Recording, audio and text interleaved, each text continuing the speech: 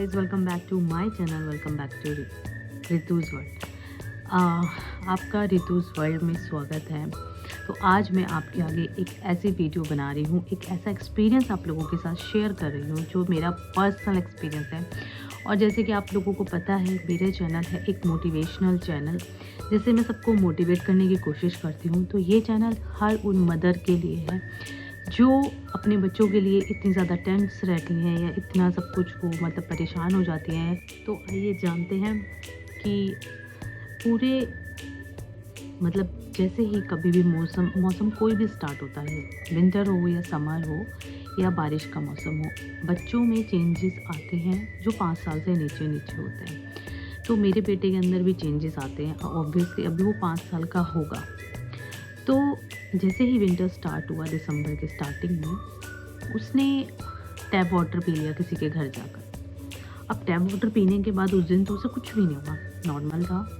हम तो आया उस दिन नॉर्मल। नेक्स्ट डे उसको शाम को उसको 6-7 बजे वॉमिट स्टार्ट होती है।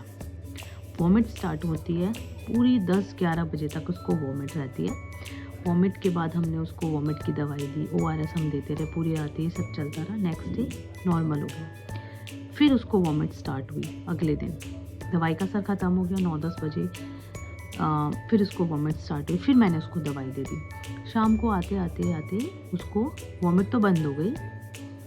हाँ, उसको लूज़ मोशन स्टार्ट हो गए। अब लूज़ मोशन स्टार्ट हो गए, हमें लगा कि भाई विंटर में डायरिया भी होता है, ठंड लग जाती है, ये सब होता है। तो हम 2-3 दिन ये सब करते रहे।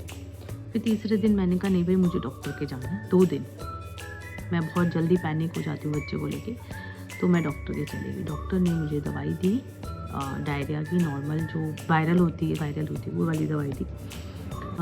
दवाई भी ना मतलब डॉक्टर 2 तरह की दवाई देते हैं। एक होती है डायरिया की और एक होती है लूज़ मोशन में जो एंटीबायोटिक जिसको हम बोलते हैं। तो मैंने गलती कहाँ करती थी, मुझे नहीं पता था इस सब के बारे में। कहते हैं ना कि सीखते हो आप। तो जो डायरिया वाली दवाई थी वो मैंने नहीं दी। डायरिया वाली दवाई क्या होता है, जब बच्चों को लूज़ मोशन लगते हैं तो वो आपके जो वाटर, एक्सेस वाटर होता है, वो उसको सुखा देता है। लूज़ मोशन बंद नहीं करते हैं, लूज़ मोशन आपके चलते रहेंगे, बट जो एक्सेस पानी बच्चे के अंदर से निकलता है तो उसको वो मतलब सुखा देता है, मतलब रोक देता है। तो आपको बच्चा डायरिया नहीं होता, बच्चे के अंदर पानी की कमी नहीं होती। तो ये होती है डायरिया वाली दवाई। और एक होती है एंटीबायोटिक, मैं यहाँ दोनों लगा दूंगी। और एक होती है एंटीबायोटिक। एंटीबायोटिक क्या होता है, जब आपके पेट में कोई इन्फेक्शन, बैक्टीरिया होता है तो वो आपको रिस्पॉन्स करती है कि एंटीबायोटिक दिए, 3 दिन या 5 दिन का कोर्स होता है, ये सब होता है एंटीबायोटिक। और एक होती है ट्यूब, एंडोजर्मिया करके होती है, जो आई थिंक सबको पता होगा। वो प्रोबायोटिक होता है। जो बच्चे उस टाइम पे दही नहीं खा पाते तो हम वो ट्यूब देते हैं, डॉक्टर्स प्रोवाइड कराते हैं, और ORS का कोर्स। तो ये सब मैं कर रही थी। मतलब मैंने इससे कोई चीज़ नहीं छोड़ी जो मैं कि पानी की कमी ना हो जाए, ये सब चलता रहा। फिर क्या होता है 17 तारीख को, 6 तारीख से 17 तारीख तक यही चलता रहता है पैटर्न। कभी पॉटी थोड़ा नॉर्मल हो जाती है, कभी बिल्कुल लूज़ हो जाती है। मतलब पैटर्न यही चल रहा था। वॉमिट नहीं थी, सिर्फ लूज़ मोशन थे। उसके बाद 17 तारीख को बेटे के यहाँ हाथ पे बिल्ली ने पंजा मार दिया। ठीक है, अब ये दिक्कत, रेबीज़ के इंजेक्शन, तो उसको हमने 3 रेबीज़ के इंजेक्शन लगवाए। ये भी प्रॉब्लम। 25 तारीख तक सब ऐसे ही चलता रहा। थोड़ा ठीक होता है, यहाँ पे आज थोड़ा नॉर्मल हो गया। एक दिन नॉर्मल होता है, दूसरे दिन फिर यही पैटर्न होता है। फिर हम डॉक्टर के पास गए, भी डॉक्टर इतना 15-20 दिन ये पैटर्न चल रहे हैं, क्या हो गया? तो डॉक्टर ने बोला कि हो सकता है आपके बेटे को सीलिएक डिजीज़ हो। अब मुझे ये तो पता था कि ग्लूटेन एलर्जी का होता है या वीट एलर्जी कुछ करके होता है, उसको हम मेडिकल टर्म्स में सीलिएक डिजीज़ बोलते हैं। ये मुझे फर्स्ट टाइम पता चला। तो मैं तो टेंशन में आ गई कि ये क्या होता है भाई। फिर मेरी एक फ्रेंड है, मैंने उसको कॉल किया क्योंकि उसकी बेटी को सेम ये चीज़ हो चुकी थी। तो मुझे लगा कि डॉक्टर ने बोला कि हो सकता है, आप इतना सीरियस मत हो, आप जो बता रहे हो उस पर्पज़ से मैं बता रहा हूँ कि कोई बच्चा लूज़ मोशन जा रहा है ज़्यादा, इतना ज़्यादा है तो उसको ये 2-3 चीज़ होती है, तो मे बी, बट हम 1 हफ्ते ये दवाई दीजिए, 1 हफ्ते के बाद अगर नहीं होता तो हम उसका टेस्ट करेंगे। बट मेरे माइंड में तो बैठ गया ये सब कि भाई अगर डॉक्टर ने बताया है तो कुछ तो होगा।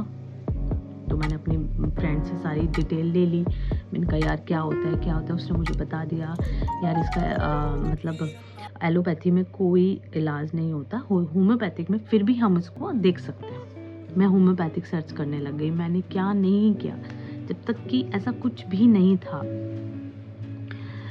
नया साल आ गया, थोड़ा ठीक रहा, नए साल पे 1-2 तारीख तक ठीक था। फिर क्या 6 जनवरी को इसको वाटरी डायरिया हो गया, मतलब पानी वाले दस्त हो। इसको जब से पानी वाले दस्त नहीं हुए थे, इसको लूज पॉटी आ रही थी, बहुत लूज, मतलब जो कंसिस्टेंसी थी वो लूज थी, मतलब बट एक होता है वाटरी, बिल्कुल पानी आना। तो वो 6 जनवरी को उसको पानी वाले दस्त लग गए थे, वाटरी। तब मेरा ज़्यादा दिमाग ख़राब हो गया भाई, जब से तो मतलब 5-6 बार पॉटी जा ही रहा है दिन में, अब ये क्या हो गया कि वाटरी लग गया। 6 जनवरी को उस दिन मेरा फास्ट था, सकट चौथ का। मैं उस दिन बहुत ज़्यादा घबरा गई कि क्या हो गया, एकदम से अचानक से सुबह उठा एकदम से वाटरी, मतलब 5-6 बार। फिर मुझे लगा ठंड ना लग गई हो, सबने बोला ठंड लग गई होगी। मेरे माइंड में टेंशन यार, मतलब इतनी ठंड कैसे लग सकती है बच्चे को। फिर मैंने जाकर मैं हॉस्पिटल गई, मैंने फिर दूसरे डॉक्टर को कंसल्ट करा। फिर दिल्ली में सीताराम भारती है हॉस्पिटल, तो वहाँ मैं गई। तो वहाँ मैं डॉक्टर से मिली, मैंने डॉक्टर को सारी बताई। डॉक्टर ने बोला अगर आपका बच्चा एक्टिव है, आपका बच्चा खाना खा रहा है और आपका बच्चा बात कर रहा है तो बच्चा ठीक है। और वो मेरा बच्चा नॉर्मल था, वो एक्टिव भी था, वो खाना भी खा रहा था, खाना इवन वो मांग भी रहा था। तो डॉक्टर बोला आप घबराओ मत। हाँ, वेट उसका बहुत डाउन चला गया था, वेट कम था उसका, थोड़ा सा हाइट नॉर्मल थी। तो डॉक्टर ने बोला ये सीलिएक डिजीज़ नहीं है बिल्कुल भी, मुझे उन्होंने वहाँ पे एश्योर कर दिया था, ये डायरिया हुआ है, मैं दवाई दे देती हूँ, ठीक हो जाएगा। मैंने दवाई ले ली और दूसरे दिन इसका इम्प्रूवमेंट मुझे दिखने लग गया। मैंने कहा अब तो ठीक हो रहा है। 8-9 तारीख को हमें जाना पड़ गया इमरजेंसी में देहरादून। फिर वहाँ हमें स्टे करना पड़ गया। अब वो पानी चेंज हुआ वहाँ का, खाना तो हमने नॉर्मली खिलाया, कुछ बाहर का नहीं खिलाया था। बट डॉक्टर ने मुझे बताया फ़ोन पे जब पानी भी इस टाइम पे बच्चे का चेंज होता है तब भी वो ट्रिगर कर जाता है। मुझे नहीं पता था। सैटरडे को हम लोग निकले, संडे को हम लोग वापस आए और फिर इसको नेक्स्ट डे फिर वही सेम चीज़, फिर वाटरी हो गया। 1 दिन 2 दिन, फिर मेरा दिमाग ख़राब हो गया। मैंने कहा अब मैंने सारे टेस्ट कराने हैं, चाहे कुछ हो भाई, मैं परेशान हो चुकी हूँ। फिर मैंने इसके सारे टेस्ट कराए और जिंक इसकी चल रही थी। जिंक 14 दिन का होता है। जब बच्चों के लूज मोशन ज़्यादा वाटरी लगते हैं और ज़्यादा लॉन्ग टर्म में लगते हैं तो डॉक्टर आपको जिंक देते हैं, क्योंकि जिंक एक बहुत इम्पॉर्टेंट चीज़ होती है जो आपकी जो गट होता है ना, उसकी जो आंतें होती हैं उसको स्ट्रॉन्ग हील करता है। तो इट्स वेरी इम्पॉर्टेंट जो लोग हैं। फिर मैंने टेस्ट कराया, LFT कराया, KFT कराया, स्टूल टेस्ट कराया, स्टूल कल्चर कराया और सीलिएक डिजीज़ का कराया। मैंने सारे टेस्ट करा दिए इसके और टच वुड सारे टेस्ट नॉर्मल थे और तब जाके मुझे इतना रिलीफ मिला। बट क्वेश्चन मार्क यही था कि अगर सब कुछ नॉर्मल है फिर भी इतना लूज मोशन क्यों। फिर मैंने कहा भाई टेस्ट और रिपोर्ट्स आ गई हैं, अब मैं डॉक्टर से मिलती हूँ जाकर। अब मैं डॉक्टर से मिली, मैंने डॉक्टर से पूरा पूछा कि डॉक्टर सब कुछ अगर रिपोर्ट सारी नॉर्मल है तो ऐसा क्यों हो रहा है। डॉक्टर ने बोला कि आप अपने आप बताते हो कि आपका बच्चा कभी कभी ज़्यादा खाना खा जाता है और अभी आपका जो बच्चे का जो गट है वो अभी थोड़ा वीक है। आप लूज मोशन लग रहे हैं तो हमारा जो गट हो जाता है थोड़ा सा वीक हो जाता है, मतलब उसमें ज़्यादा आप हैवी खाना डालोगे तो वो इम्बैलेंस करके पॉटी निकल जाती है। तो आपके बच्चे के साथ वही हो रहा है। आप उसकी पहले डाइट पे ध्यान दीजिए, आप उसको दाल चावल दीजिए, आप उसको खिचड़ी दीजिए। फिर डॉक्टर ने पूरा चार्ट दिया कि आप उसको दही ज़रूर डालिए उसके खाने में, प्रोबायोटिक जो होती है वो ज़रूर ऐड कीजिए। बनाना डालिए जो हमारी जो उसको पॉटी को बाइंड करता है, बनाना ज़रूर डालिए और दही ज़रूर डालिए, दाल चावल ज़रूर दीजिए और रोटी खाता है दीजिए। ये आप एक हफ्ता करिए, आपको इम्प्रूवमेंट दिखेगा। आप बिलीव नहीं करोगे कि मैंने सिर्फ एक दिन करा था ये और एक दिन में मुझे इम्प्रूवमेंट दिखाई दिया। अब वो मुझे नहीं पता साइकोलॉजिकल था या डॉक्टर, सारी रिपोर्ट्स नॉर्मल आ गई थी जब था, कुछ नहीं पता। उसके बाद नॉर्मल हो गया। बट मैं आपको अभी भी बताती हूँ, अभी भी जब वो ब्रेड खा रहा है तो उसकी जो पॉटी की कंसिस्टेंसी है वो थोड़ी लूज हो रही है। तो ये कुछ फूड होते हैं जो आपके बच्चे को ट्रिगर कर जाते हैं खाने को लेके कि मिल्क इंटॉलरेंस हो जाता है। कुछ टाइम के लिए आपको मिल्क बंद करना पड़ता है और इसके साथ भी कुछ ऐसा ही हो रहा था कि मैंने इसका मिल्क पूरे तरीके से अभी बंद करा हुआ है और मैं उसको ग्रेजुअली इंट्रोड्यूस कराऊंगी, धीरे मतलब कुछ पानी के साथ, फिर थोड़ा नॉर्मल, फिर अभी मैं इसको ना चाय दे रही हूँ ना अभी मैं इसको दूध दे रही हूँ। और अभी जैसे खाना नॉर्मल खाना खा रहा है, रोटी सब्जी दाल चावल दही और ये सब, ये नॉर्मल खाना खा रहा है।